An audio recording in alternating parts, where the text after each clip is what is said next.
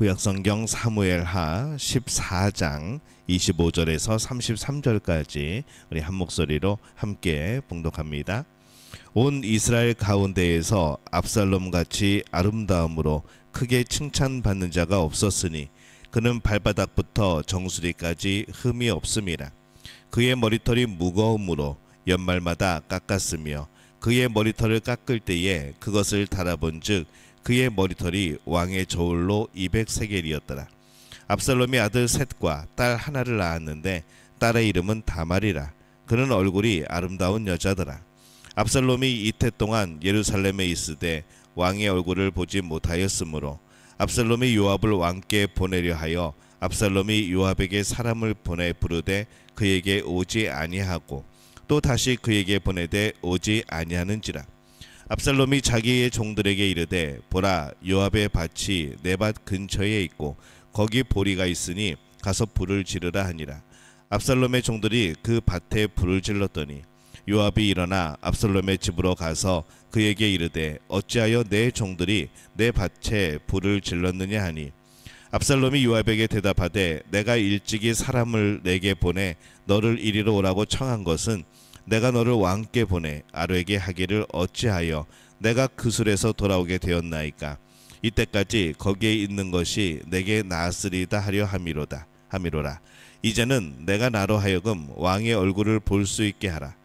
내가 만일 죄가 있으면 왕이 나를 죽이시는 것이 옳으니라 하는지라. 요압이 왕께 나아가서 그에게 아뢰매 왕이 압살롬을 부르니 그가 왕께 나아가 그 앞에서 얼굴을 땅에 대어 그에게 절하매 왕이 압살롬과 입을 맞추니라. 아멘. 할렐루야. 하나님의 은혜가 오늘 새벽에 하루의 첫 시간을 주 앞에 드리는 우리 믿음의 가족들에게 함께 하시기를 예수님의 이름으로 축원합니다. 오늘 말씀은 압살롬이 다윗을 만나는 그런 내용을 담습니다. 이 압살롬이 도피했던 이 그술에서 이 예루살렘으로 돌아옵니다. 그런데 아직 2년 동안 다윗을 만나지 못하고 있죠. 다른 왕자들은 왕과 함께 식사를 함께 하는데 이 압살롬만큼은 제외되어 있습니다. 근데 오늘 말씀은 갑자기 그런 압살롬의 외모에 대해서 갑자기 말씀을 합니다. 25절에 보면은 온 이스라엘 가운데에서 압살롬같이 아름다움으로 크게 칭찬받는 자가 없었으니 그는 발바닥부터 정수리까지 흠이 없음이라 이렇게 기록을 합니다. 이 압살롬은 자신의 외모를 자랑스럽게 생각했죠. 26절에도 그의 머리털이 무거움으로 연말마다 깎았으며 그의 머리털을 깎을 때에 그것을 달아본즉 그의 머리털이 왕의 저울로 200세겔이었더라 이렇게 기록을 합니다. 이 머리털이 왕성하게 자란다는 것은 이 남성상이 강조되어 있는 또 힘이 있다는 그런 것을 의미하죠. 우리가 이제 삼손을 생각나게 하기도 합니다. 너무 많이 자라서 그것을 깎을 때에 압살롬은 그것의 무게를 또 달아보죠. 왜 그랬을까 생각을 해보면은 이게 자랑스러운 겁니다. 그 머릿결이 자랑스럽고 그렇게 머리가 자라는 것이 자랑스럽고 그렇게 힘이 있다는 것이 그렇게 번듯하다는 것이 자랑스러웠던 것이죠. 자랑하는 겁니다. 이 압살롬의 딸도 얼굴이 매우 예뻤습니다. 또 압살롬이 그것을 자랑했던 것 같습니다. 그래서 특히 말씀에 예쁜 것을 언급을 하고 있죠. 딸의 이름이 특이합니다. 이 압살롬의 누이 동생과 같은 다말이라고 칩니다. 이 압살롬의 딸의 이름은 이 비련의 주인공 누이의 이름을 따라 짓죠. 사랑하는 딸의 이름을 부를 때마다 누이의 원수가 생각이 났을 것이고 또 누이의 그런 지금의 처지가 또 생각이 났을 겁니다. 그러면서 참 세상을 원망하는 그런 마음을 가지지 않았을까라는 그런 생각도 해보죠. 압살롬에게는 세상이 늘 보이는 것이 전부였던 것 같습니다. 외모에 대한 자랑, 또 누이 동생의 비참한 사건에 대한 그의 마음, 이제 그런 것들이 그의 눈에 보이는 대로 마음속에 자리 잡고 있습니다. 그래서 그 모든 것의 이면을 깊이 생각하지 않는 것이죠. 멋진 외모를 주신 하나님께 감사하지 않았고 또 누이 동생의 끔찍한 사건 속에서도 그 이면에 있는 하나님 안에서의 회복, 이런 것은 그가 고려하지 않은 것 같습니다. 오직 원수를 갚는 것만 생각하였고 그 원수를 갚았죠. 그래서 그에게는 이 보이는 것, 이것이 굉장히 중요했던 것이 아닌가라는 그런 생각을 해봅니다. 보이는 것이 중요한 압살롬에게 다윗이 만나주지 않는다는 것은 또 얼마나 이 압살롬에게 아픔이 되었을까, 분노가 되었을까, 그런 생각도 해봅니다. 외모로 참 중요한데, 외모로 보여지는 것을 중요하게 여기는데 그래도 왕의 아들인데 왕이 안 만나준다. 이 백성들이 과연 뭐라 그러겠습니까? 그런 모습에 대해서 나름대로 이 압살롬은 또 분노가 있었다는 것이죠. 큰 서운함이 되었고, 그래서 그는 자신을 데려온 요압 장군을 불러서 이 자신의 입장을 말하려고 합니다. 근데 이 요압마저도 오지를 않습니다. 그래서 그는 요압이 오도록 하기 위해서 꾀를 내죠. 결국 요압의 밭에 불을 질러서 요압이 오도록 만듭니다. 이 압살롬의 밭하고 요압의 밭이 이렇게 근처에 있는 것입니다. 그래서 불을 질렀더니 이제 항의하러 온 거죠. 굉장히 압살롬이 대범하고 또 이게 교만하다는 것을 볼 수 있습니다. 요압은 이전에는 여러 가지 내적인 문제 때문에 압살롬을 만나지 않은 것 같고요. 근데 이 자기 밭에 불이 나게 되자 왜 이 압살롬이 자기 밭에 불을 냈는가 찾아간 겁니다. 외적인 것이 때로는 어떤 내적인 것보다 큰 영향을 미치기도 하죠. 압살롬은 아버지 다윗이 자신을 왜 만나주지 않는지 이걸 깊이 생각하지 않습니다. 요압이 자신을 왜 만나주지 않는지 그 마음을 헤아리기보다는 자신의 목적을 위해서 외적인 어떤 힘이나 외적인 어떤 방법을 사용하는 겁니다. 그렇게 문제들을 해결하려고 하는 것이죠. 요압은 압살롬이 자신의 밭에 불을 지른 것이 황당하여서 압살롬을 찾아가 항의합니다. 압살롬은 자신을 찾아온 요압에게 자신의 마음을 전달하죠. 이제는 내가 나로 하여금 왕의 얼굴을 볼 수 있게 하라 라고 말을 합니다. 이제 다윗을 만나게 해달라고 네가 힘을 써달라 라고 부탁을 하는 겁니다. 압살롬은 자신이 죄가 있으면 죽일 것이요 죄가 없으면 왕을 만나게 해달라고 합니다. 자신이 죄가 없다고 생각하는 것 같습니다. 그는 누이 동생이 당한 것에 대해서 그가 마땅한 보복을 했다고 생각하는 거죠.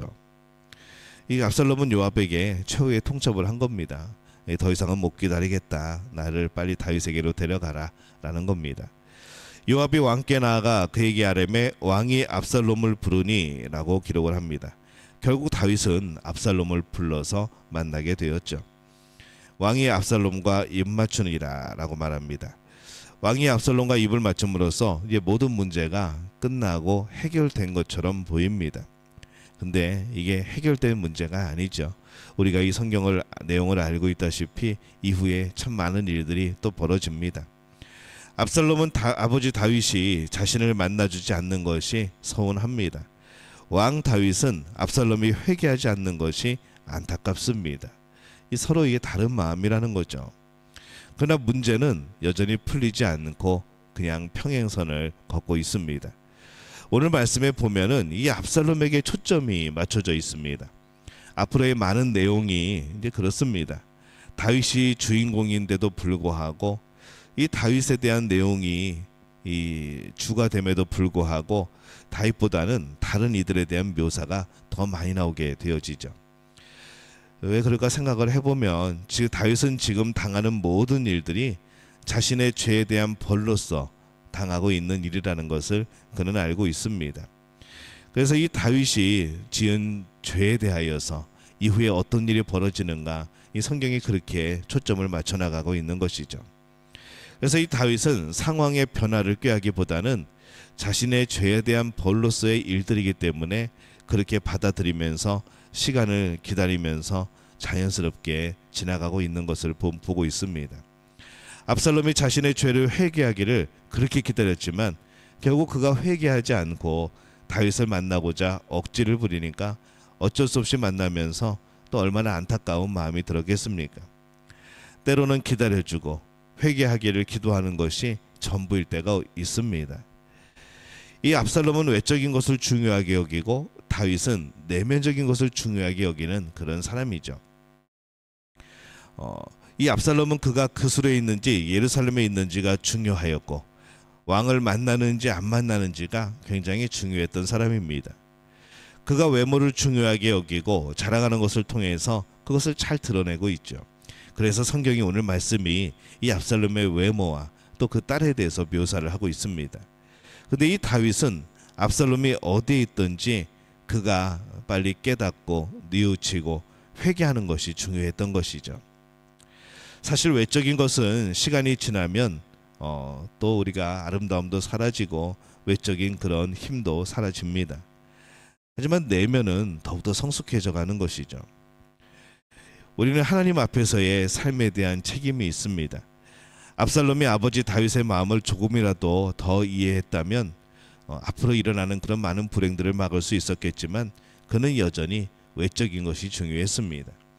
그 외적인 것을 채우기 위하여서 유지하기 위하여서 많은 일들을 저지르게 되어지는 것이죠. 오늘 우리는 무엇을 중요하게 여기고 있는가, 무엇을 추구하고 있는가 생각해 보게 되어집니다. 외적인 아름다움은 사람을 기쁘게 할 때가 많습니다. 하지만 내적인 아름다움은 하나님께서 알아주시는 것이죠. 그래서 우리가 살아갈 때에 이 외적인 아름다움보다 이 내적인 내면에 하나님이 기뻐하시는, 하나님이 알아주시고 아름답다 하시는 그런 내적인 우리의 또 영성이, 또 그런 마음이 우리에게 중요합니다. 그래서 우리는 이 하나님께서 알아주시는, 하나님이 알아주시는 그런 복된 삶을 살아가기를 바랍니다. 하나님께서 우리를 보시며 기뻐하시고 또 사랑스러워하시고, 하나님께서 우리의 마음의 결단과 여러 가지 생각과 그런 품는 모든 뜻들을 보시면서 기뻐할 수 있는 우리가 그런 삶을 살아가는 복된 우리 믿음의 가족들이 되어지시기를 예수님의 이름으로 축원합니다.